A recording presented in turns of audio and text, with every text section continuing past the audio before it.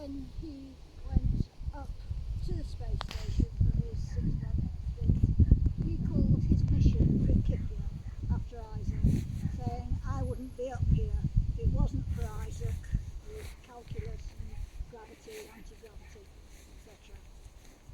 And Tim took up into the space station a packet of lettuce seeds. Got a bit of variety called rocket, but they went up, they were planted by Tim, and they came back to the space station from down to Earth, and the seedlings were compared to seedlings grown by children at one of the schools in London.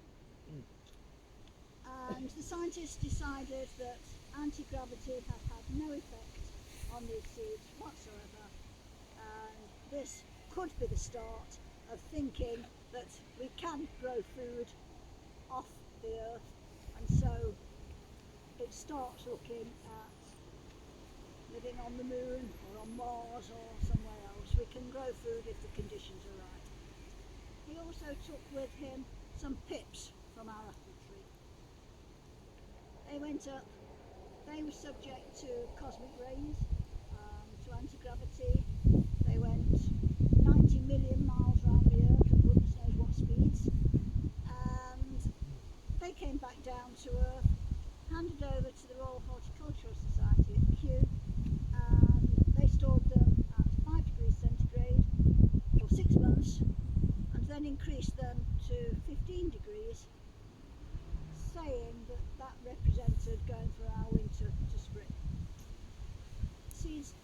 The pips germinated, and they were planted, and 8 saplings grew.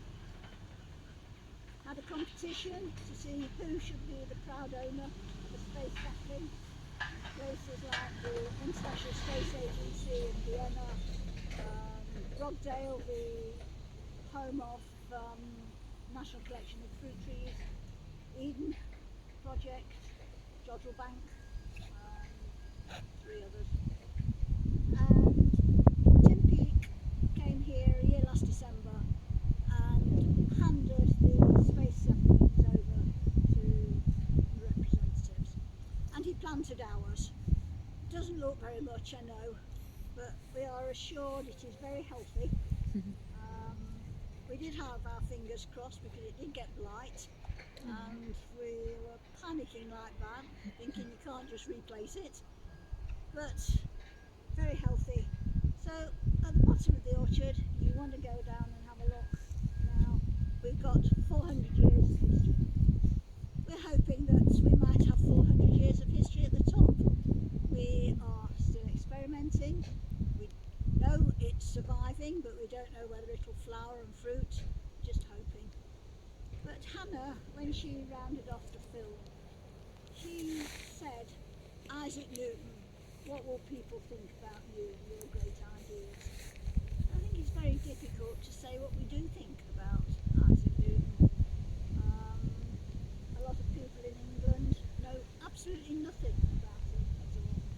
Go to China, Japan, Korea, Far Eastern countries, and he's almost gone. But certainly, where would we be without him? His work is used in so many things even now, engineering works and everything. Even our cars, they use calculus to calculate the airstream and the flow of it. So, whilst I try not to be biased with working here, scientists today are very, very clever, but very much focused on one very tiny aspect. How many things did I mention of Isaac? I think I'm a static electricity. So he was a genius. He was a man that will never be replaced because people just don't go into that many aspects now. So that's it, ladies and gentlemen. I hope you've enjoyed the tour. I hope you've found some inspiration from it. I'm not expecting you all to go out and become great scientists, but Thank you.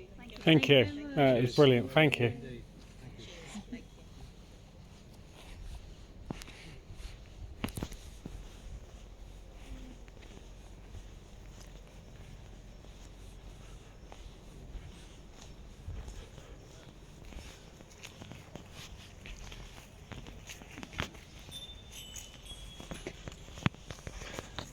And here it is. 400 years old. It's Isaac Newton's apple tree. Well, the bit that survived the 1860 storm, which is there, and the current tree that's growing out of it.